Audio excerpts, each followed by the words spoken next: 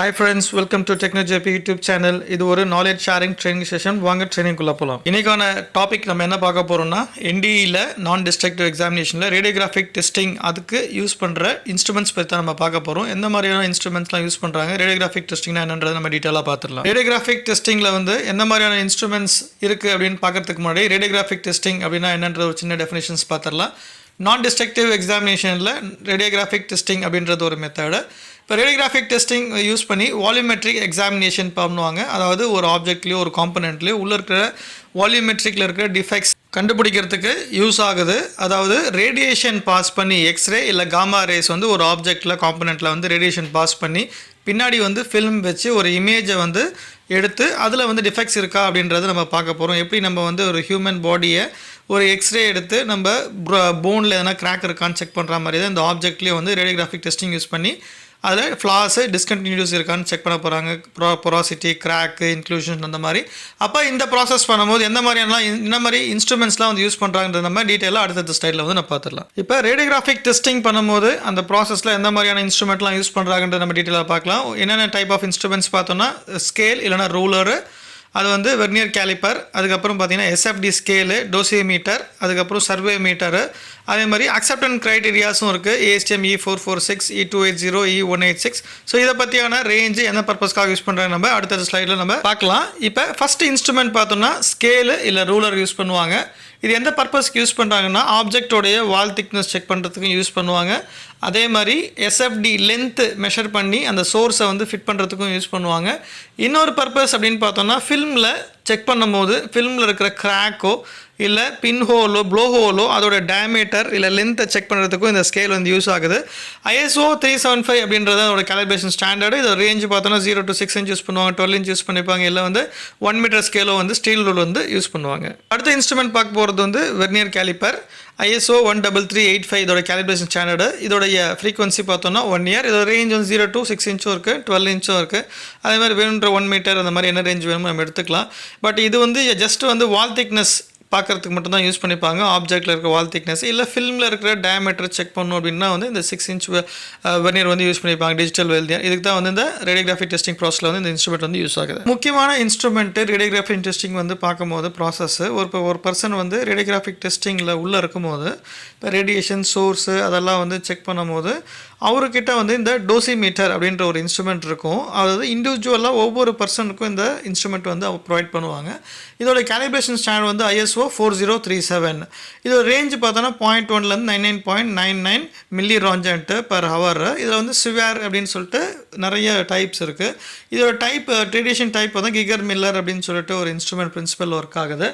இந்த இன்ஸ்ட்ருமெண்ட் வந்து எதுக்கு யூஸ் பண்ணுறாங்க அப்படின்னு பார்த்தோம்னா ஒரு பர்சன் எவ்வளோ டோசேஜ் வாங்கியிருக்காரு பர் டே இல்லை பர் இயர் பர் மந்த்து அப்படின்றது ஆவரேஜாக செக் பண்ணி ஸோ அவருக்கு என்ன மெடிக்கல் அட்டென்ஷன் ஹெல்த் கேர் வேணும் அப்படின்னு செக் பண்ணுறதுக்காக தான் இந்த instrument. So this is very important instrument. ஒவ்வொரு பர்சன்கிட்டையும் வந்து இது வந்து ஒரு பெண்ணாவோ இல்லை வந்து ஒரு டையாவோ வந்து மாட்டியிருப்பாங்க. ஸோ இன்ஸ்ட்ருமெண்ட் தான் வந்து டோசிமீட்டர் அப்படின்ற ஒரு இன்ஸ்ட்ருமெண்ட் ரேடியேஷனை வந்து மெஷர் பண்ணுறது. இது அடுத்த இன்ஸ்ட்ருமெண்ட் வந்து ரேடியேஷன் செக் பண்ணுறது சர்வே மீட்டர் அப்படின்னு சொல்லுவாங்க. இதோட கேலிப்ரேஷன் ஸ்டாண்டர்டும் ISO 10407. இதோடைய ஃப்ரீக்வன்சி வந்து 1 year. இதோட ரேஞ்சஸ் பார்த்தோன்னா 1 to 1000 மில்லி ராஞ்சன் இருக்குது. அதே மாதிரி சிவேட் பர் ஹவரும் இருக்குது. ஸோ இது வந்து எதுக்கு யூஸ் பண்ணுறாங்கன்னா ஒரு ரேடியேஷன் டெஸ்டிங் பண்ணுற ரூமில் போயிட்டு செக் பண்ணுறதுக்கு அது இந்த சர்வே மீட்டர் அப்படின்ட்டு யூஸ் பண்ணுவாங்க. அப்போது உள்ளே வந்து ரேடியேஷன் இருக்கா இல்லையான்னு செக் பண்ணிட்டு தான் வந்து அந்த ரூமுக்குள்ளே நம்ம என்ட்ரு ஆகணும். ஏன்னா சோர்ஸ் வந்து உள்ளே தான் வச்சுருப்பாங்க கீழே அண்டர் கிரவுண்டில். பட் அந்த சோர்ஸ் வந்து என்ன ரேடியேஷன்ஸ் வந்து இருக்குதா வருதா இல்லையான்னு செக் பண்ணுறதுக்கு இந்த சர்வே மீட்டர் வந்து யூஸ் பண்ணுவாங்க ரேடியோகிராஃபிக் டெஸ்டிங் ப்ராசஸில். இந்த இன்ஸ்ட்ருமெண்ட் பேர் வந்து SFD ஸ்கேல் அப்படின்வாங்க. இதோட கேலிப்ரேஷன் ஸ்டாண்டர்ட் வந்து ISO 376. இந்த SFD அப்படின்னா வந்து சோர்ஸ் டு ஃபில்ம் டிஸ்டன்ஸ். ஒரு சோர்ஸ்லேருந்து ஃபில்முக்கு வந்து ஒரு டிஸ்டன்ஸ் இருக்கணும். அப்போ தான் வந்து இமேஜ் ஷார்ப்னஸ் சொல்லுவாங்க, ஜாமெட்ரிக்கல் ஷார்ப்னஸ் அது கிடைக்கிறதுக்கு யூஸ் ஆகும். இப்போ இது வந்து SFD ஸ்கேல் வந்து என்ன ரேஞ்சனில் வந்து செக் பண்ணுவாங்க அப்படின்னா எவ்வளோ மினிட்ஸ் வந்து எக்ஸ்போசர் ஆகணும், அதே மாதிரி பார்த்தோன்னா எவ்வளோ டிஸ்டன்ஸ் வைக்கணும் ஆப்ஜெக்ட்டுக்கும் அது சோர்ஸுக்கும் அந்த ஃபில்முக்கும் உள்ள டிஸ்டன்ஸ் மெஷர் பண்ணுறதுக்கு. இது எப்படின்னா வந்து கியூரி யூஸ் பண்ணுற இரிடியமோ இல்லை கோபால்ட்டோ ரேடியேஷன்ஸ் வந்து காமா ரேஸில் யூஸ் பண்ணுவாங்க. அதோட கியூரி பேஸ் பண்ணி அந்த டிஸ்டன்ஸும் வந்து சேஞ்ச் ஆகும். அதுக்கான SFD ஸ்கேல் தான் அது source to film distance scale. இந்த இன்ஸ்ட்ருமெண்ட் பேர் வந்து டென்சிட்டோமீட்டரு. இது வந்து ISO 12645 அப்படின்றது தான் வந்து இதோட கேலிப்ரேஷன் ஸ்டாண்டர்டு. இதோடைய ஃப்ரீக்வன்சி வந்து பார்த்தோன்னா 90 டேஸ். இதோட ரேஞ்ச் வந்து பார்த்தோன்னா 0 to 5 டென்சிட்டி. இது எதுக்கு யூஸ் ஆகுது அப்படின்னு பார்த்தோன்னா அந்த ஃபில்ம் எக்ஸ்போஸ் பண்ண பிறகு இதோட ஃபில்மோட டென்சிட்டி கரெக்டாக இருக்கான்னு செக் பண்ணுறது. டென்சிட்டி அப்படின்றது டார்க்னஸ் ஆஃப் த ஃபில்ம். ஒரு பக்கம் டார்க்கும் ஒரு பக்கம் லைட் இருக்கும் எக்ஸ்போசர்ஸில். இப்போ டிஃபெக்ட் வந்து டார்க்காக இருக்கும். ஸோ வந்து ஹை டார்க்காக இருந்தது ஃபில்ம் அப்படின்னா டிஃபெக்ட் வந்து நம்மளுக்கு ஹிடன் ஆகிடும்.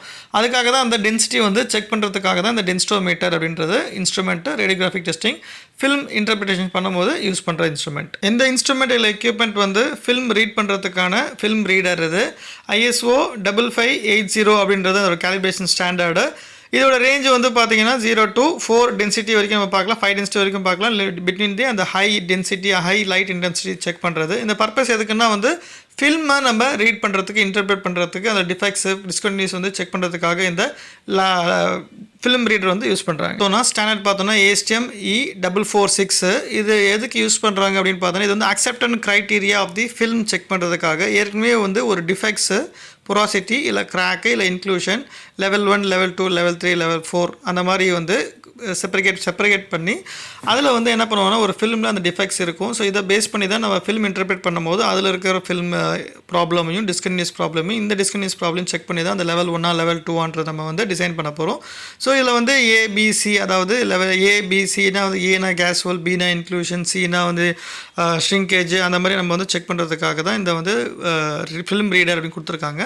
ஃபில்ம் இன்டர்பிரேட்டர் இதை வந்து அக்செப்டன்ஸ் க்ரைட்டீரியாக்காக யூஸ் பண்ணுவாங்க. இதோடைய வால் திக்னஸ் வந்து பார்த்தோன்னா 2 இன்ச்சு. இப்போ 2 இன்ச்சு வால் திக்னஸ் ஆப்ஜெக்டை நம்ம வந்து ரேடியோகிராஃபிக் ஃபில்ம் எடுத்திருக்கோம் அப்படின்னா அந்த ஃபில்மை வெரிஃபை பண்ணுறதுக்கான ஸ்டாண்ட் வந்து ASTM E446. இந்த RT ஃபில்ம் அக்செப்டன்ஸ் ஸ்டாண்டர்ட் அப்படின்னு பார்த்தோன்னா ASTM E186. இது எந்த மாதிரியான வால் திக்னஸ்க்கு நம்ம செக் பண்ண போகிறோம் அப்படின்னா 2 இன்ச்லேருந்து 4.5 இன்ச்சுக்கு இந்த ஸ்டாண்டர்ட் வந்து யூஸ் ஆகுது. சேம் முன்னாடி சொன்ன மாதிரி தான் இதில் வந்து டிஃபெக்ட்ஸ் ஆல்ரெடி கொடுத்துருப்பாங்க லெவல் 1 லெவல் 2 லெவல் 3 லெவல் 4னு. நம்ம ஃபில்ம் இன்டர்பிரேட் பண்ணும்போது இதோடைய நம்ம மெர்ஜ் பண்ணி கம்பேர் பண்ணிவிட்டு நம்ம என்ன பண்ண போகிறோம்னா இந்த லெவல் 1 லெவல் 2 அப்படின்றத நம்ம வந்து டிசைட் பண்ண போகிறோம். அதுக்கான ஸ்டாண்டர்ட் தான் இது. அக்செப்டன்ஸ் ஸ்டாண்டர்ட் பார்த்தோம்னா ASTM E280. இதோடைய வால் திக்னஸ் வந்து 4.5 இன்ச்லேருந்து 12 இன்ச் வால் திக்னஸ்க்கு யூஸ் பண்ணக்கூடிய இந்த ஃபில்ம் ஸ்டாண்டர்டு. இதுவும் அதே மாதிரி தான். இதில் இருக்கிற டிஃபெக்ட்ஸை வந்து நம்ம வெரிஃபை பண்ணுறதுக்காக யூஸ் பண்ணுறோம். பட் வால் திக்னஸ் வந்து 4.5 அண்ட் அபவ் அதுக்கான யூஸ் பண்ணுறது தான் ASTM E280 acceptance standard film. You are at end of the radiographic testing instrument presentation. இந்த ப்ரெசன்டேஷன் உங்களுக்கு பிடிச்சிருந்தா லைக் பண்ணுங்கள், ஷேர் பண்ணுங்கள், மோட்டிவேஷன் பண்ணணும்னு நினச்சிங்கன்னா சப்ஸ்கிரைப் பண்ணுங்கள். இந்த ப்ரெசன்டேஷனில் உங்களுக்கு எதனா டவுட்ஸ் குவரிஸ் எதனா இருந்தால் கமெண்ட் செக்ஷனில் கொடுங்க, நாங்கள் அட்டன் பண்ணுறோம். இல்லை இதே மாதிரி ப்ரெசன்டேஷன் என்ன வேணும்னா சொல்லுங்கள், ப்ரிப்பேர் பண்ணி உங்களுக்கு நாலேஜ் வந்து ஷேர் பண்ணுறோம். Thanks to every one, thanks to my teammate. நம்ம நெக்ஸ்ட் ப்ரெசன்டேஷனில் மீட் பண்ணலாம். Until then, bye from Techno JP.